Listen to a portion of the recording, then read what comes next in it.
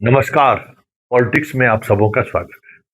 और आज हम पॉलिटिक्स में बिहार के उस पॉलिटिक्स की चर्चा करने जा रहे हैं जिसके सहारे यह समझना चाह रहे हैं कि आखिर नीतीश के बाद कौन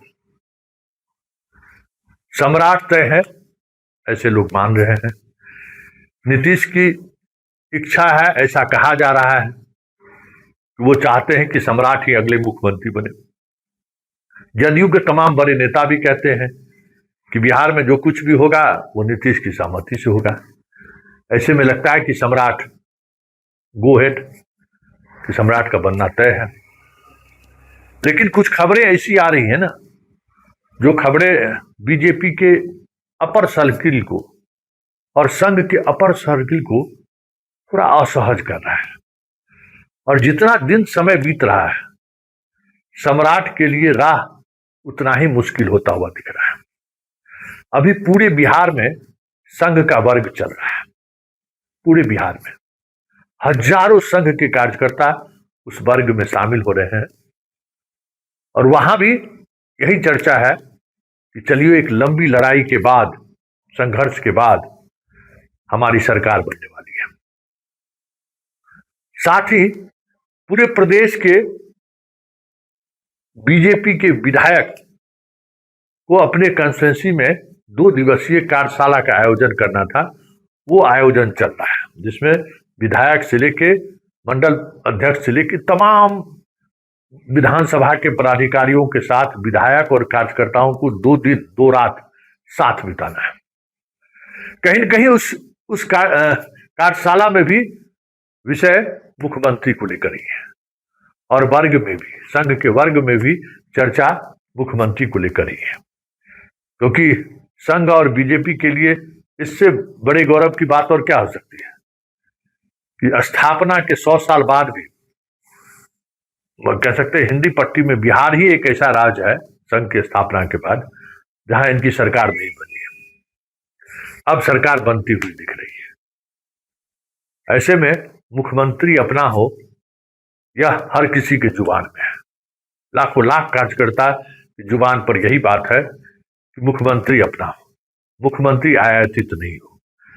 जिसने मोदी को गाली दिया, जिसने वाजपेयी को गाली दिया, जिसने संघ को गाली दिया, जिनको बीजेपी के विचारधारा से दूर दूर का कोई वास्ता नहीं है, हम उनको क्यों मुख्यमंत्री बना रहे हैं? यह यक्ष सवाल से विधायक लोग कार्यशाला में भी परेशान हैं और संघ के लोग, जो पूरे प्रदेश में वर्ग चल रहा है, वहां जो उपस्थित युवा संघ के कार्यकर्ता हैं, उनके इस सवालों से असहज हो रहे हैं। वैसे संघ हो या पार्टी के जो सर्वोच्च संस्था पर बैठे हुए काबिज लोग हैं, उनका पूरा समर्थन कहा जा रहा है कि सम्राट चौधरी के साथ है। लेकिन ये खबरें जैसे जैसे दिल्ली पहुंच रही हैं, असहजता दिख रहा है। और ये असहजता सिर्फ यही नहीं दिख रहा है, इसका असर बंगाल के चुनाव में गए हुए जो बिहार के कार्यकर्ता हैं, उनके कामकाज की शैली पर भी दिख रहा है। स्थिति ये है बंगाल और असम में कि बिहार के कार्यकर्ता, मोदी शाह जा रहे हैं, 15 दिन तक बंगाल में ही रहेंगे। और ऐसे कार्यकर्ताओं को मनोबल कैसे बढ़ाया जाए, इस पर अब संघ और बीजेपी सोच रही है। क्योंकि गिरे हुए मनोबल के साथ चुनावी मैदान भी एक रणभूमि ही है, तो ऐसे में हार निश्चित है।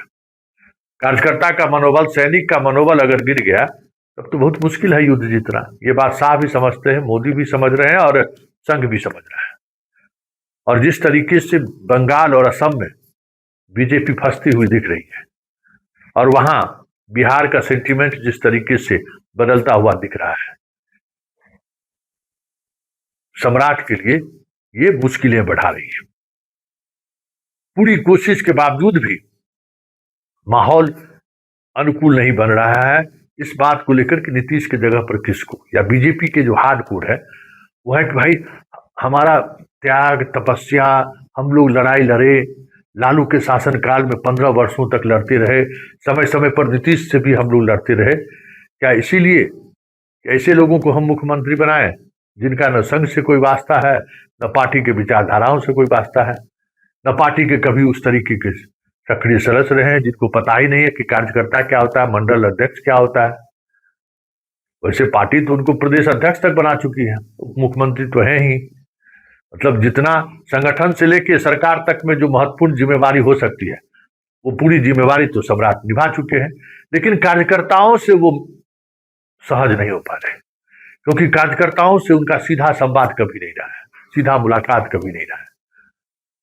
तो समझाने की कोशिश ये हो रही है कि संजय सरावगी तो आपके बीच से आए हुए हैं, संजय सरावगी आपके लिए हैं, नितिन नवीन आपके हैं, उनके सहारे कार्यकर्ताओं का मान सम्मान बनाए रखा जाएगा, और इन दोनों के बनाए जाने से मान सम्मान बढ़ा भी है। जो उच्च लेवल पर जो लोग बैठे हुए हैं वो इस तरीके से समझाने की कोशिश कर रहे हैं, लेकिन